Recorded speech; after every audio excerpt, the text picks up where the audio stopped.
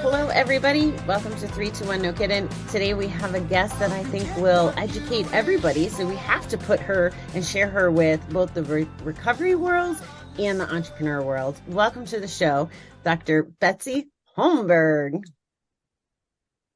It is such a pleasure to be here. Thank you for having me.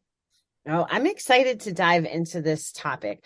I guess that's why I have the guests that I have on, because the topics are intriguing.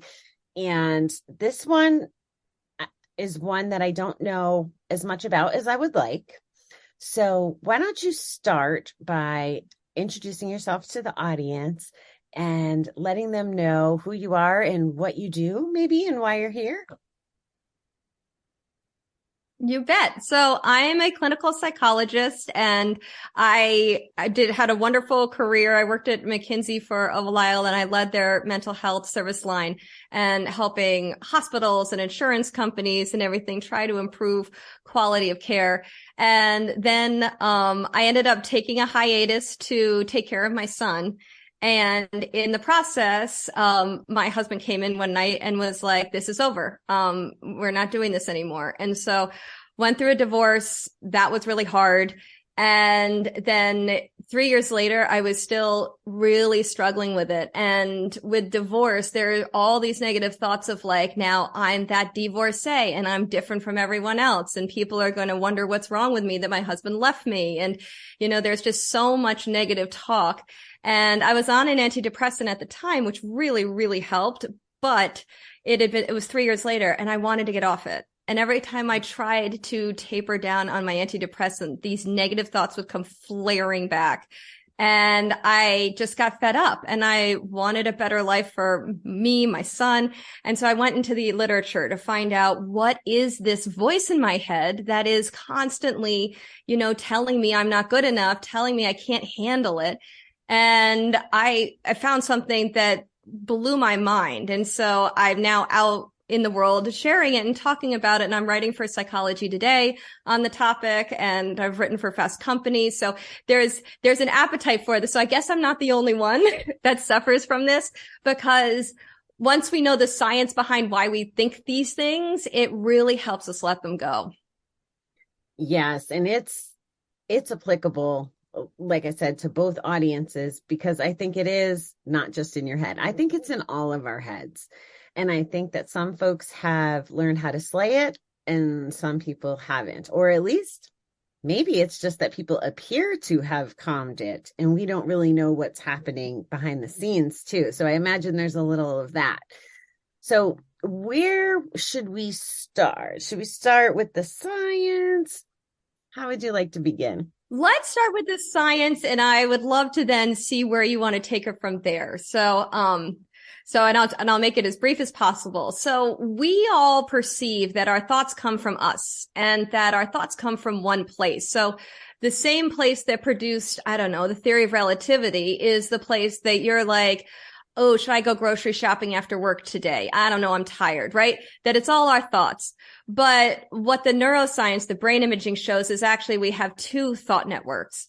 And one thought network is our primitive one. So this was the first one to come online. And what it did is it helped us live in clans and stay in clans. It's a survival thought network. So it looks at the people around you and it says, am I doing everything to clan norms? Am I good enough? Am I fulfilling my job well enough? And it's constantly trying to keep you in line, because if you were taken out of the clan, you die. So it has a massive survival component to it. And the other thing is these thoughts just run. They're automatic. We don't control them. They're the things that are happening when we're not actively focusing ourselves elsewhere. So that's number one, our primitive thought network. I call it our tribal brain. And then the second is we have a central executive network, which is where all of the things that make being human amazing come from this place. So this is where we get science. This is where we get, art. This is when you are fully present in the moment.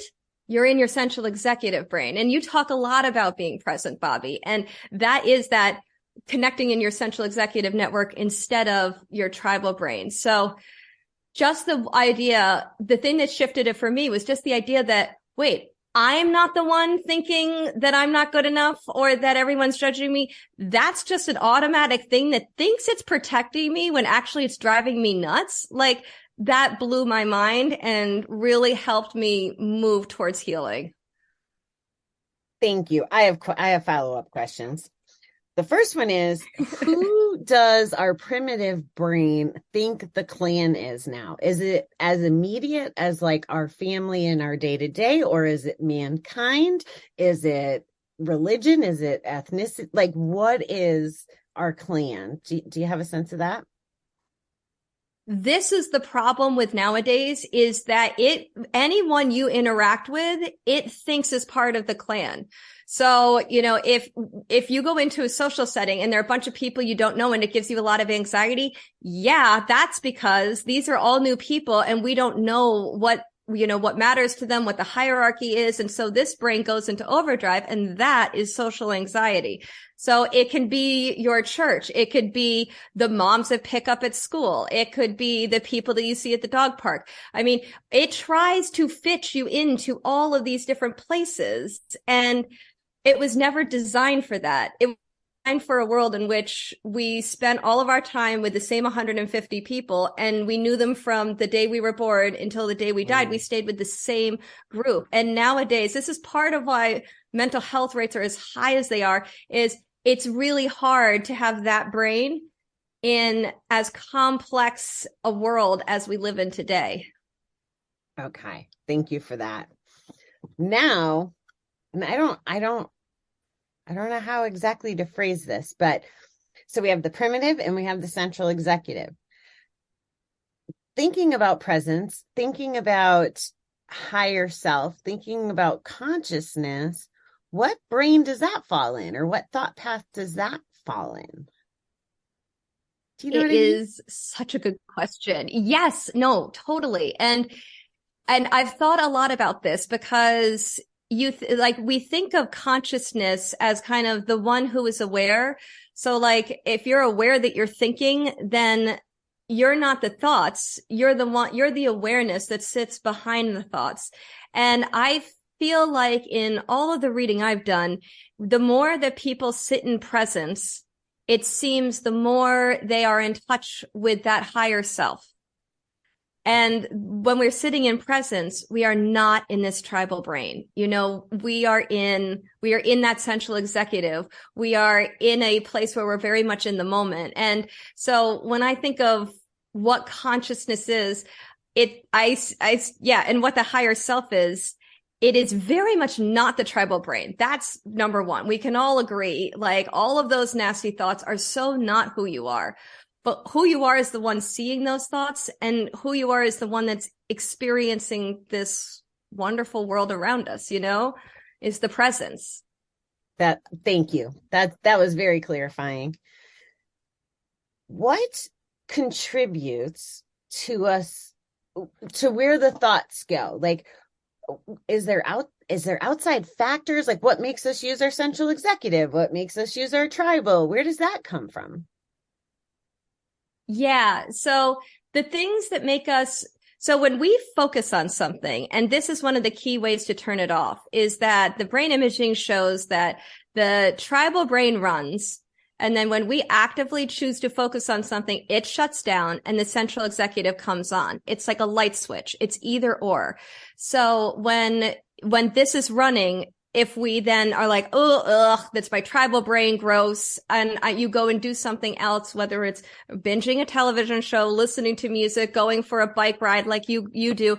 I mean, whatever it is, that can help shut it off. And there are things that do make it more likely to happen. So if we experience, pain, hurt, trauma, all of those can create a lot of data, if you will, for the tribal brain that says, I am not safe. Like, I'm not safe in this clan. And I have to be scared about my survival. There are even more basic things, like if you're really tired, or if you're emotional, or if you're stressed, all of those things will shut down your more senior level processing. And you essentially go into survival mode. And if I can say this, if the bitch of it is that this tribal brain is our survival brain. And so it's the piece we can't shut off. So when I'm stressed, I hear it. I know I don't stand a chance shutting it off. Literally, my brain will never let me. So I just try to like coast through it and not pay attention and not spiral on those thoughts. I just am like, okay, whatever. And then the next day, if I've gotten the sleep or if I've solved whatever the stressful thing is, it's always way easier to pop out of it because I haven't lingered on those thoughts. I haven't made them to be something very serious that I need to think about and heal and process. No, I let them be as the crap thoughts they are, and I move on with my life. And it's really helpful. Are you, as the observer, are you kind of acknowledging them though, or are you resisting them? So like I'm acknowledging them. So I like to think of them. I have a few different ways of thinking of them, but I like to think of them as the Real Housewives of me. Like they are all this drama and like, it's like a TV that's going on in the background. And you know, when you like have a TV going on in the background, if you're cooking or something, and then you finally turn the TV off and you're like, oh, like that feels so much better. Well, these thoughts are like a TV going on in the background with, you know, housewives yelling at each other and being mean. And it happens to be in my head. So I don't know if it's necessarily, I just know they're there. I see them for what they are. And I just try not to believe them. That's my big effort when when I'm super stressed, let's say. Thank you. That TV in the background, like until you just explained it, that's something I do. Like walking into people's houses, like if it's a visiting thing, can we shut off the TV? Like I can't do it. It stresses me out. So I love that you shared that because I thought it was just me. So I feel a little better. So you've gone on a journey. You've had some personal stuff that impacted how your tribal brain was behaving. Your, what is that word I want? Educated, but that isn't the right word. But you're more enthralled with doing the research and learning it firsthand. And you've been on the journey, and now you're teaching it, which also enhances your skills, right? So you're definitely an expert on this. We're talking to people who aren't experts, right? So how do they begin? Where do they start? What is something, how do we help them? Yeah. First step is to just get it, you know, is to just see that these are automatic thoughts. They are not coming from you. You do not feel this way. You don't feel worthless or that you're, you know, not pretty enough or smart enough. Like you are not the one that is shaming yourself. It's just this automatic survival network. So the first is just to get that in your head. And then the second is to start watching these thoughts. And it happened for me. I was in the shower and I was like zooming along with my default mode. This was first when I started learning about this. And the tribal brain said, oh, well, that's because they have lives and you don't.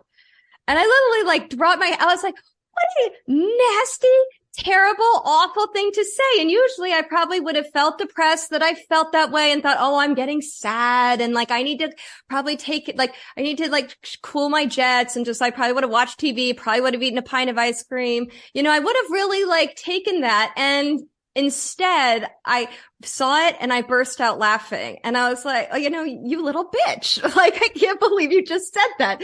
So it's labeling it and it's seeing it. And then the next step is to shift it. If you can, if you're not super tired or stressed or emotional, it's shift it, you know, go do something you really love to do or listen to music or what.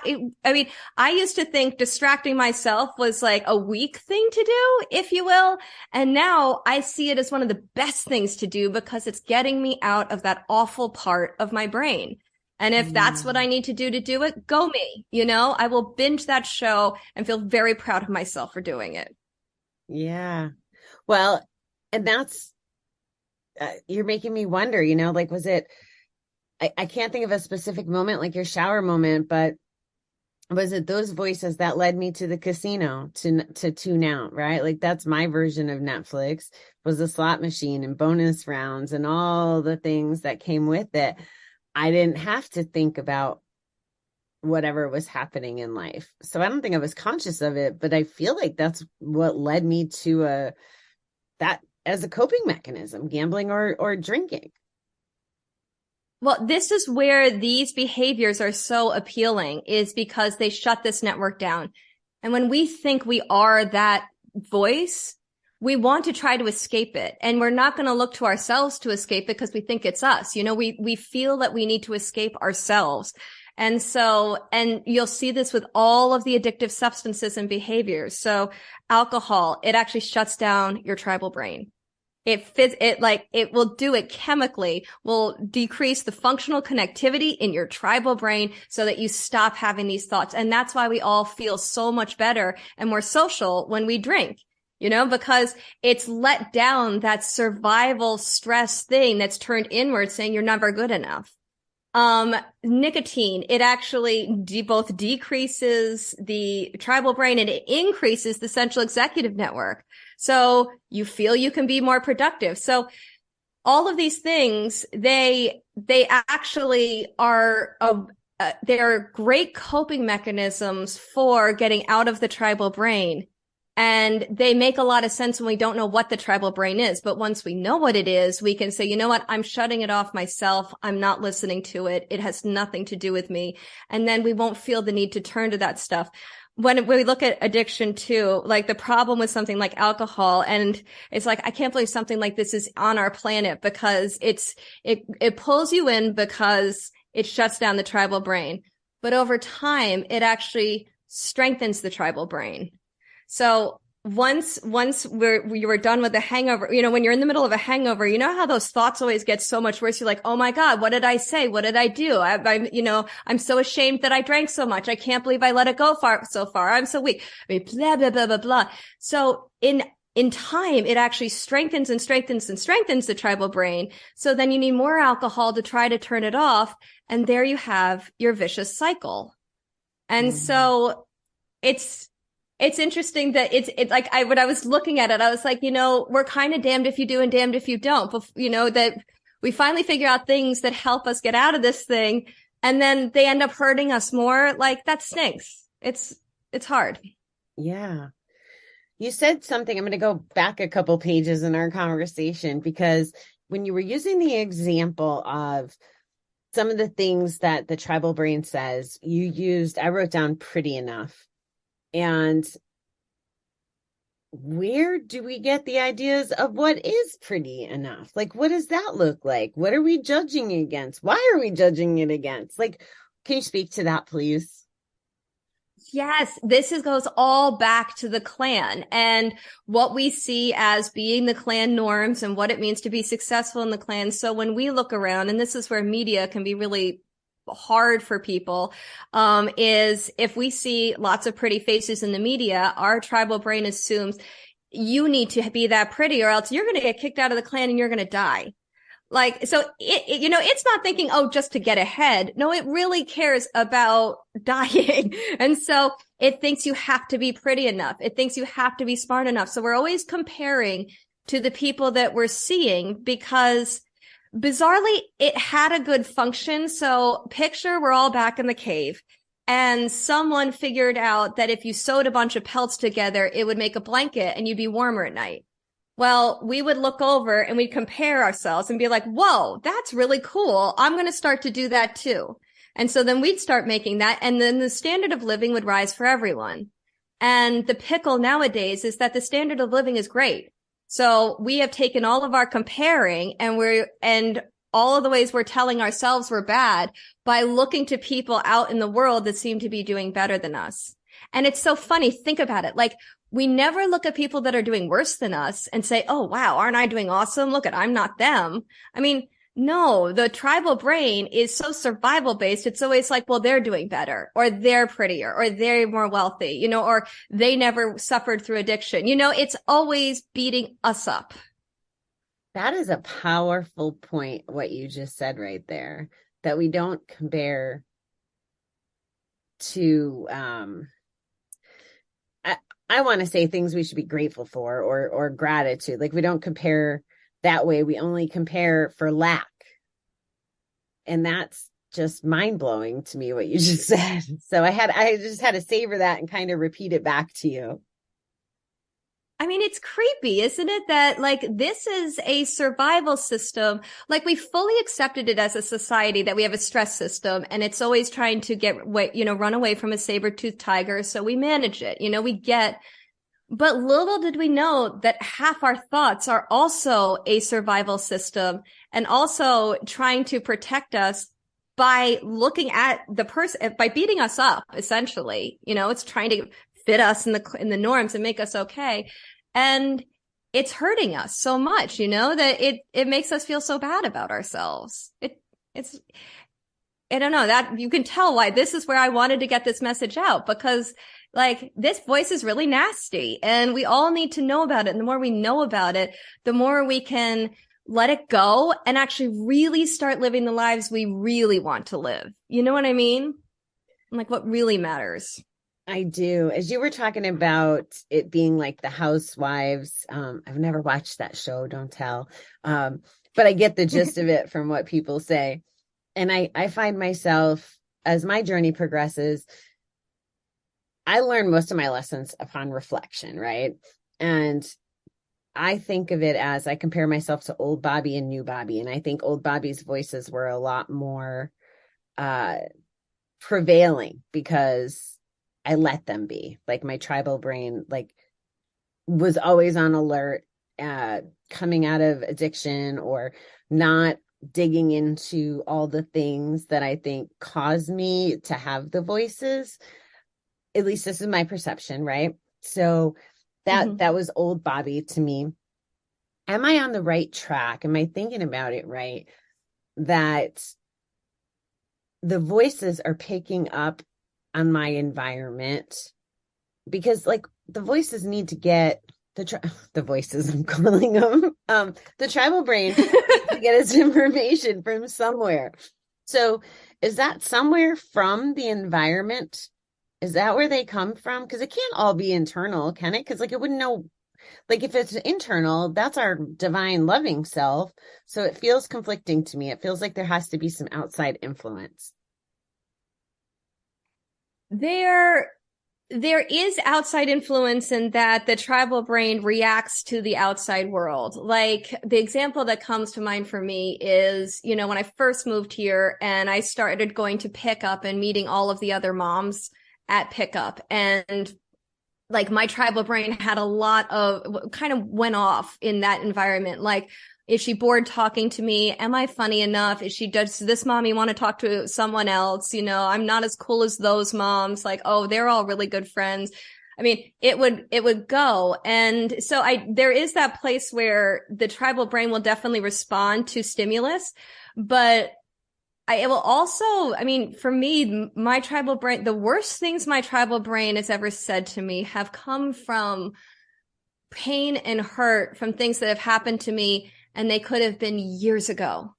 So it is this thing, it just runs automatically. And I think it thinks it's helping us by kind of rehashing that and saying like, oh, you have to be worried now, and this is not good. And like, you can't handle this. This is too much. I think it thinks that that's productive, when it's like the worst thing that could possibly be happening.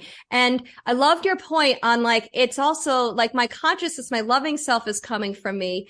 I'm just starting to read on this now, that the loving self, the heart, has its own nervous system. And this nervous system is actually connected to the central executive network. So when you are in your heart, when you're in your loving space, you are more in that present moment place. And this tribal brain is completely separate, and I would say is 100% not you. It is like an amalgamation of everything you've learned from society, every hurt you've ever experienced, like all of those things. And it uses all that data to say mean things to you, to try to get you to fit in and stay safe. And that's all it is. Wow. And we become more self-conscious and fit in less because we don't have confidence And people, like, we become weaker if we listen to the tribal brain, because maybe, well, it's been my experience that our perception of how people perceive us is very different than how people actually perceive us. Very true. Very true. I laughed to myself because I was like, wait, so my tribal brain is going off about someone judging me, but if they do any automatic judgments of me, that's just their tribal brain saying something stupid to them. So like, am I really going to be this anxious about what one tribal brain thinks about another tribal? I was like, this is ridiculous. Like none of that really matters. And I actually just need to get in the present moment and be with this person. And whenever I do that well, the interaction is so much better. We're so much more present. I don't know. It's just better. Presence is important. It's definitely a practice. And like you mentioned, it's something that I've been focused on. And everybody that knows me that's had some sort of a conversation kind of knows that I'm working on it, especially if I fall out of presence and my brain starts doing its thing.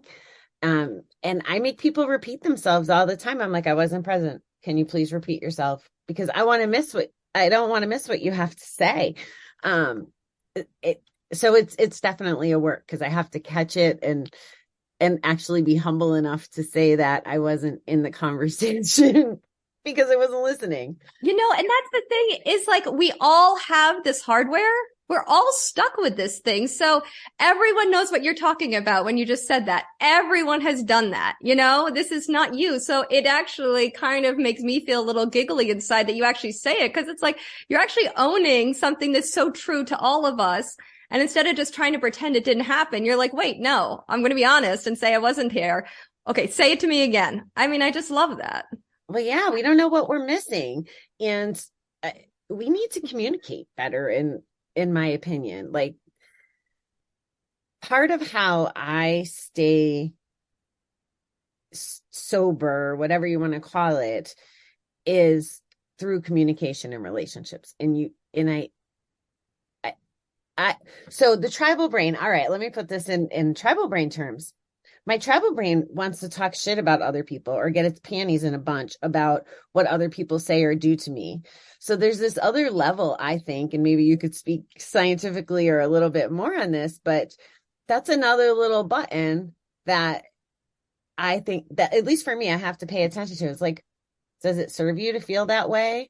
Like, I had a conversation with somebody today that had a different perspective on forgiveness than I did. And they wanted to stay in hate and despise and all of this. And I've removed hate from my vocabulary to the best of my ability.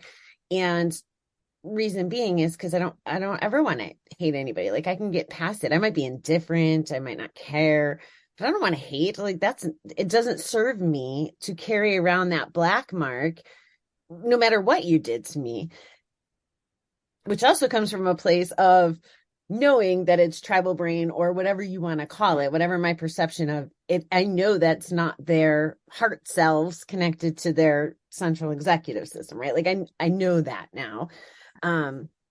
So it becomes important, I guess, in recovery to know these things and to not put energy into the tribal brain, even when it's the other person's tribal brain. Am I making sense? I feel like I went in a big circle there. No, you are totally making sense. You remind me of a time that I got in an argument with a therapist about unconditional love, and they were arguing that there's no such thing as unconditional love. And I was like, yes, there is. And I'm like, I can't believe I'm sitting here having this argument, but it did. That activated me too. So I've so been there with you in this stuff. And I don't know. It's not great. It doesn't feel good to experience other people's insecurities, other people, like the pain of other people, especially if they want to be to stay, if they're fighting for it. You're like, shouldn't we all be trying to heal ourselves from that and heal this sense? I mean, like when I think of like one of the things the tribal brain loves to do is label. It is obsessed with labeling, and it says you're stupid, or, that person's successful. I mean, it loves labeling. And I think of the tribal brain as like an overeager first grader, perfect little first grader that has the answer to every question before the teacher even finishes saying whatever it is. They just dying to come out with it. Well, that's our tribal brains in a nutshell. And yeah, if other people are in a space of essentially defending negativity, it's challenging, because that isn't our heart space. Our heart space is love. There is no negativity in the higher self. And so it's like rubbing up against kind of these machinations that people have created from their tribal brains that aren't really real. And it's hard to even discuss with them. It's hard to argue, like it's hard to have a conversation and try to pull them out. I mean, I wasn't able to convince my therapist that there is unconditional love. I mean, it's kind of a battle we can't win, Yeah, I'm going through that like literally right now. I'm back at mom's, and my brother is convinced that I hate him. I don't hate. So first of all, that's completely inaccurate, but he's like at the hospital right now, and he's telling them that I hate him and I don't love him, and da da da da da da. And there's a battle, right? And I have to be very mindful of which brain is thinking. I wouldn't have called it that before this conversation. I would have called it my ego, right? Like, I don't believe in arguing anymore, because it's not the loudest voice wins, because it doesn't change perspective. And yes, I've had to have the conversation.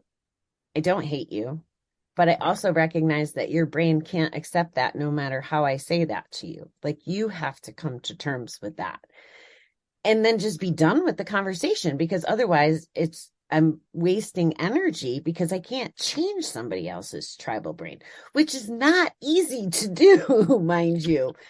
And it's hard. It's hard to deal with other people's tribal brains, and it's not their fault.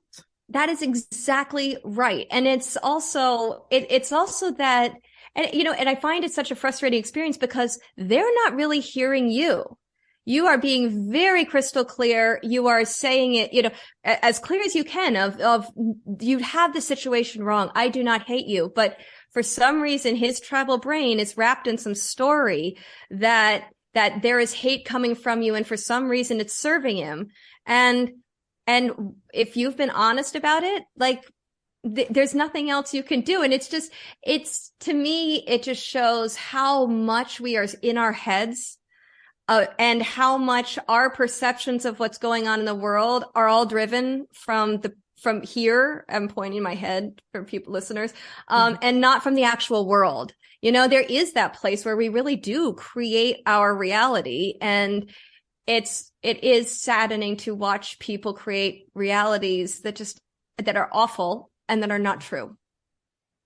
Yeah. And I hope that with champions like you and the kind of people that I get to visit with on the show, that we can be changing this thinking. Like, it's going to have to be on everybody's individual terms, right? But at least we're talking about it, bringing attention to it. Maybe the light bulb goes off 5 years down the road, but that's better than not knowing at all. And knowing, accepting, processing, like, it's all going to be stages of the game, I presume. So I'm going to switch gears a little bit, because I don't want to neglect my recovering entrepreneur audience. Do you have a nice way, Dr. Betsy, to tell us maybe how this is relevant in business as entrepreneurs, how the tribal brain can stifle us, or how managing it could help us exceed our expectations? Can you speak to that a little for us? Oh, you bet. And I experienced all of these lovelies. So this also comes from personal experience, but, in a nutshell, imposter syndrome. Like, the tribal brain is the one that creates imposter syndrome. It's what we talked about before. It's when you look at everyone else and you're comparing up, and you're like, well, they're better at this, and it makes you feel like I can't do this, or I'm not successful enough or smart enough, or whatever it is. And so there are so many ways we hold ourselves back because our tribal brains are feeding us this story. And that's completely not true. Another thing I would say, because this was very true for me, is the tribal brain cares about hierarchy. And so like if you're in a meeting with people that seem like they're much more successful, the tribal brain is like, ooh, hierarchy, they're more powerful. They're the ones who should be telling everyone what to do, and not the opposite. And so often it's the tribal brain that's the part of us that stops us from speaking up. And I used to do this a lot because McKinsey and consulting, you're with all these people that are, decades more experienced than you. And I'm like, if I could just take the notes, I'd be happy. Like, I do not want to say anything. And they're like, but you're here to say stuff. And so I always had a massive internal struggle with that. And now I'm like, well, that's why, because to me, they were the elders, and my tribal brain just went to that. Okay, you listen to your elders. You don't contest your elders. If you challenge your elders, that could be grounds for getting kicked out. And so of course I got stressed. And so knowing, in a way, the evolutionary reason we get stressed about speaking out, or we feel that we're not good enough, helps us then release it and really kind of live into ourselves in our professional lives. Do you know what just showed up for me? I hadn't thought of this in this context either. Instead of the hierarchy, in all this space, whether I'm meeting authors or other entrepreneurs or people like in this world, if I don't look at the hierarchy, we tend to focus on collaboration. Like there's no reporting structure, and we can accomplish so much more together. And the circles that I've chose to enlist in celebrate the wins, can give feedback without it being a pissing contest. And I'll tell you, this is why I'm not in California anymore, because I went back with the entrepreneurial mindset to W2 world, and I treated my team as a team and not as a hierarchy. And I treated the customer as someone I could serve in a certain way. It didn't work. And the world's not caught up in all organizations to lead that way, and now that mental health and wellness and all of that's going to always be in the back of my head for every decision I make, I can't make decisions in alignment with my values all the time. So yes, it's very clear to me that living in this space, entrepreneurial space, peers, like you're a doctor, like you have your doctorate, you worked 8-10 years harder in your education and invested in yourself. And my last interview today also was a PhD. In theory, if I let my tribal brain work, I should be too intimidated to talk to you. Like, totally. Exactly. And there is a version of me that would be old Bobbie, would be very intimidated that way. Instead of, how do you and I work together to change the world?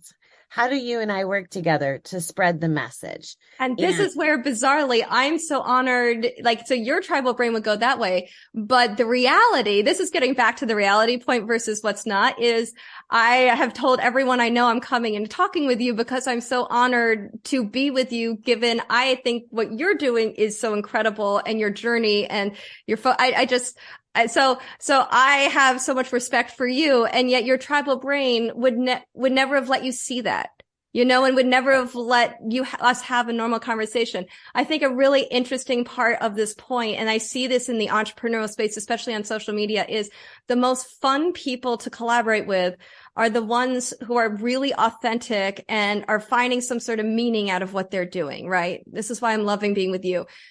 There are all those other people on social media and all those other entrepreneurs that are like, I sold $1 million course, or I did this and that. And those are the ones that just make us feel awful about ourselves. And those are the ones we don't want to collaborate with. So these are very different mindsets. We either live by the tribal brain mindset of like, oh, that person made $1 million on their course. I must listen to them. I will follow them. Versus I'm going to be really who I am and connect with other people who are really who they are. And that's, to me, when true magic happens. It does. I can't put it into words, this shift.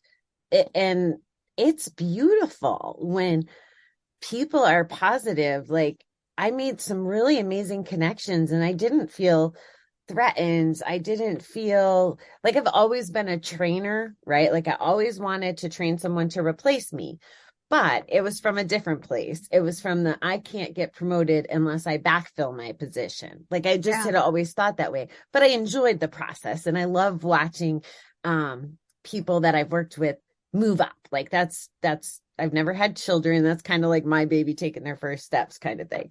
Um, but it I didn't realize that I could do it for like greater good, right? Yeah. Like the voice was always, and I, again, I kind of refer to it as ego. That's probably how I've interpreted it the best up until this conversation, but it was about Bobbie. It was about Bobbie's promotion, right? It wasn't about Oh. the people's Hmm. development, right? Well, why would the promotion be important? Status, money, which then goes into the comparison and the hierarchy. And like all the things that you said are so practical in our everyday life. The mom example, like going to pick your kids up from school. Like you guys are moms, working moms, moms that are there to pick up their kids from school. Like that alone says who you are, like it's sad that the tribal brain robs us of Well, the beauty. how about this? So the tribal brain, so psychologists in their fancy talk, they're like, this is the seed of social emotional awareness and moral awareness. Moral awareness is black or white thinking. So, and social media is all tribal brain. It's all comparing. It's all just scrolling. I mean, you are not focused and thoughtful when you're on social media. We all know this. You're passively just receiving. This is all default mode. And so this is where we've gotten so polar as a society. This is where we've stopped being able to hear each other, is because in a tribe, facts don't matter. Following the leader matters and doing whatever the tribe is doing matters. So we stop listening to facts. We stop caring about people that are different from us. And so all of the things that we've seen in society and and all of this hate and everything, this is all tribal brain. And social media even feeds it even more. And it's just, you want to like cry from the rooftops and get everyone out of it because it's not who they really are underneath it. And I know that. And yet it's hard to watch people do such, express such vitriol and do such awful things in the world, I feel like I know a secret on this topic. You want to know what it is? Yes. If I don't expose myself to those things, I feel less of those emotions. It's kind of like taking the oxygen away from a fire. When I don't watch the news, my tribal brain doesn't have to get caught up in that.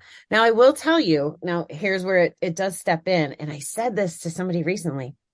I don't know what the latest Netflix thing is. I don't know other bands or movies or all these things.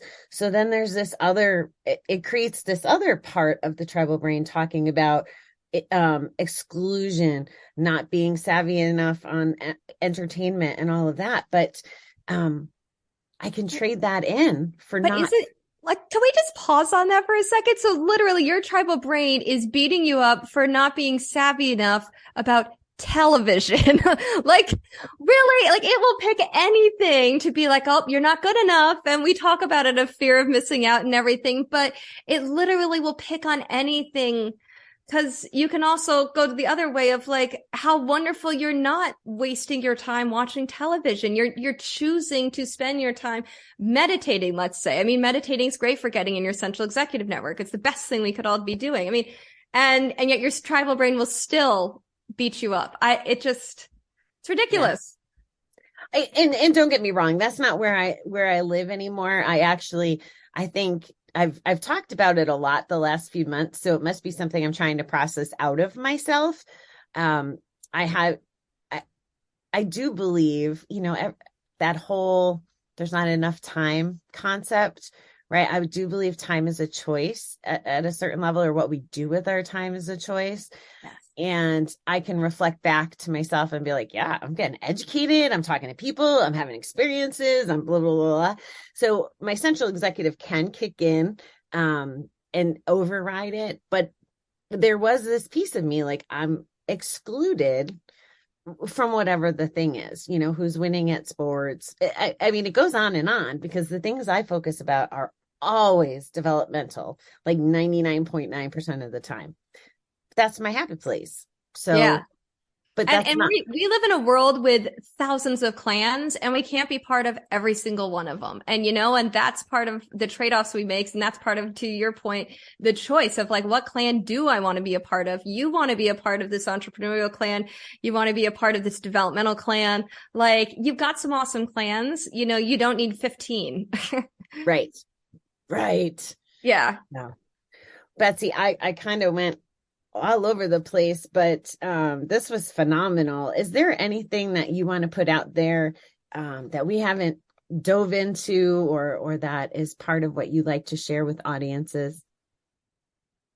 I think we covered it all. And it's just, if you want to know more, feel free to go to my website, www.betsyholmberg.com. You'll see my articles there and everything. And it's just been such a pleasure talking with you, Bobbie. Thank you for having me on. This was awesome. This was awesome. And you got me riled up. I feel like I'm yelling. My mother's going to be like, what are you doing?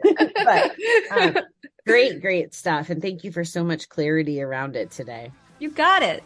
All right. Take care. Thank you. Thank you. No, no.